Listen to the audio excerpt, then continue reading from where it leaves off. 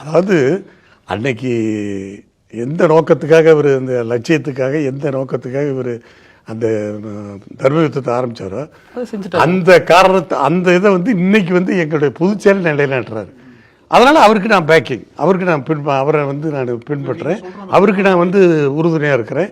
அவருடைய கொள்கை, அவருடைய நிலைப்பாடு எனக்கு பிடிச்சிருக்குது. சார், அதிமுக ஒன்றிணையணுங்கிறது பாஜக விரும்புதா? இல்லை, பொது நீங்களே விரும்புவீங்களா?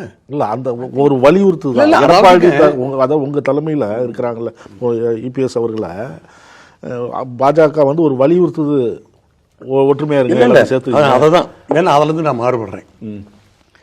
வலியுறுத்துகிறார்கள் என்று நான் சொல்லவில்லை, விரும்புகிறார்கள் வேண்டுமானால் எடுத்துக்கொள்ளலாம். அவங்க ஏன் விரும்புகிறாங்கன்னா இந்த இயக்கம் பிளவுபட்டு இருக்குது, அதனால் வாக்கு சிதறிவிடும். அவங்களுடைய நோக்கம் என்னென்னா திமுகவை ஆட்சியிலிருந்து இறக்க வேண்டும். அதுக்கு இவங்க சேர்ந்தா சரியாக இருக்கும் அப்படிங்கிறது அவங்களுக்கு அவங்களா நினைக்கிறாங்களா இல்லையா, இங்கே இருக்கிறவங்க அப்படி விரும்புகிறது அவங்ககிட்ட போய் சொல்லி பிரிந்தவர்களால் ஒரு இழப்பு ஏற்படலை.